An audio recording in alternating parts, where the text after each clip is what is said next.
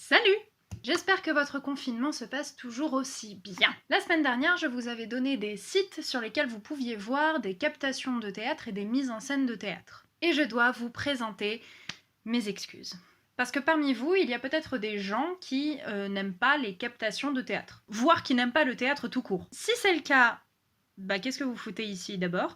Et ensuite, peut-être que c'est l'aspect scénique qui vous gêne. Lire ou écouter du théâtre, peut-être que ça ne vous gêne pas, mais voir des personnes sur scène, c'est peut-être là que ça coince. Dites-vous que dans l'histoire de l'art, le théâtre a été diffusé sur différents médias. Évidemment, il y a eu le livre, c'est-à-dire les pièces de théâtre que tu as eu un plaisir fou à lire pendant tes années collège et lycée, mais aussi à la télé, avec des programmes comme Au théâtre ce soir, et à la radio. En gros, il y a eu des programmes radiophoniques qui se sont occupés à diffuser des pièces de théâtre qu'on pouvait écouter tout en restant chez soi. Et puis, il y a eu le cinéma. Le cinéma et le théâtre, c'est un thème que j'aimerais beaucoup aborder sur ma chaîne parce qu'il y a une relation très particulière d'amour-haine hyper intéressante. C'est pour ça que je vous propose cette fois-ci une liste non exhaustive de films adaptés de pièces de théâtre. C'est parti!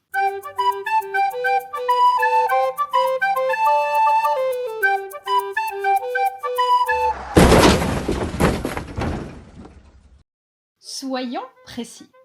J'adore la précision, si vous l'aviez toujours pas remarqué. J'ai choisi ces films sur des critères particuliers. D'abord, le film est venu après la pièce. Le film a une majorité de dialogues venant directement de la pièce. Le film respecte à peu près le fil de l'histoire. Et enfin, le film n'est pas du théâtre filmé. Je m'explique. Dans les années 80, la Comédie Française a décidé, entre autres, de réaliser des films venant de ses productions théâtrales. Vous pouvez voir la pièce dans des décors à peu près réalistes, mais quand même en carton-pâte, avec pas mal d'accessoires. C'est des films avec très peu de mise en scène cinématographique, donc avec des plans très fixes, et du coup, très chiants. Donc cette liste est un ensemble de films que je vous propose adaptés de pièces de théâtre qui respectent à peu près le texte, les personnages, l'histoire, sans être du théâtre filmé. Je précise, c'est des films que j'aime pas forcément, il y a pour moi des incontournables et des choses que vous pouvez passer, mais je préfère ne pas vous influencer dans votre choix. Le but de cette vidéo, c'est pas de proposer une critique ou de faire un top, c'est de vous proposer un ensemble d'œuvres et là-dedans, vous choisissez, vous essayez, enfin bref, vous triez quoi. Commençons déjà par la France. Cocorico. Dans l'épisode précédent, je vous disais comment je fais, moi, pour regarder la énième mise en scène contemporaine de l'Avare? Eh justement, ça tombe bien. Vous pouvez regarder par exemple la très célèbre adaptation de l'Avare avec Louis de Funès qui date de 1989, réalisé par Louis de Funès et Jean Giraud. Le film est un classique qui a décidé de garder l'entièreté du texte de Molière. C'est pour moi un film qui parfois peut paraître du théâtre filmé, mais qui trouve parfois des petites fulgurances cinématographiques pas piquées des hannetons. Il y a certains ajouts par rapport au texte sur le plan de la forme et du fond, qui du coup réussit à transformer l'Avare en un film. Le jeu de tous les comédiens est exceptionnel. Personnellement, je trouve Michel Galabru, RIP, incroyable. Et Louis de Funès, est-ce qu'on a vraiment besoin d'en parler? Je ne crois pas. Toujours très culte, on a le Cyrano de Bergerac. Alors, Cyrano, on a voulu l'adapter dès 1900, donc on en a des adaptations cinématographiques de cette pièce. Celle dont je parle est la version de 1990 réalisée par Jean-Paul Rappeneau avec notre Gérard Depardieu national. C'est un film épique. J'ai pas d'autre adjectif. C'est un film qui a vraiment réussi à adapter la pièce et à en faire autre chose, tout en gardant l'entièreté du texte de Edmond Rostand.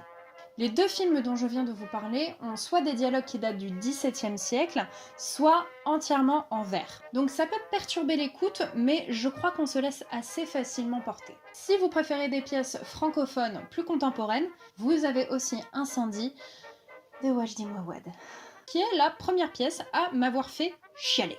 Dites-vous qu'il faut être quand même dans un bon mood pour regarder le film.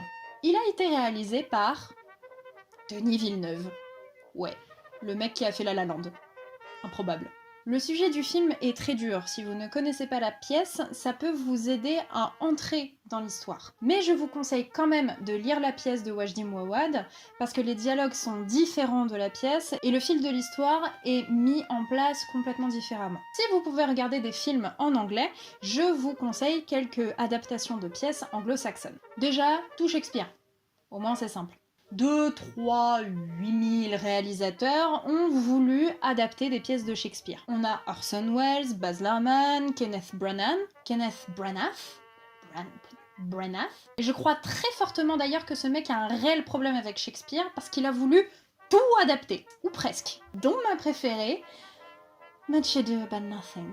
Beaucoup de bruit pour rien, en français. Le casting de ce film est oufissime. Denzel Washington, Emma Thompson, Kate Beckinsale, Michael Keaton et Keanu Reeves, qui joue un méchant. Bon, ok, c'est le seul gros défaut du film. I had rather be a canker in a hedge than a rose in his grace. In this, though I cannot be said to be a flattering, honest man, it must not be denied, but I am a plain dealing villain. Niveau crédibilité, on n'y est pas.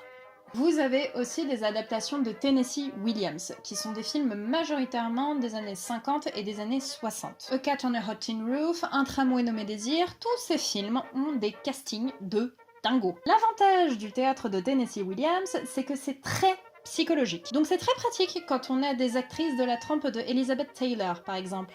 Attention, trigger warning, Tennessee Williams a souvent mis en scène des relations hommes-femmes et des rapports hommes-femmes toxiques et extrêmement compliqués. Bon, avec tout ça, vous pouvez binge-watcher jusqu'à plus soif. Dans la description, vous aurez la liste de tous les films que je viens de vous conseiller, plus 2-3 bonus, et aussi où est-ce que vous pouvez les trouver. J'ai mis 5 heures à faire cette description, donc lisez-la, s'il vous plaît. N'hésitez pas à partager la vidéo et à donner vos films adaptés de pièces préférées en commentaire. Je vous fais des bisous numériques. Ciao!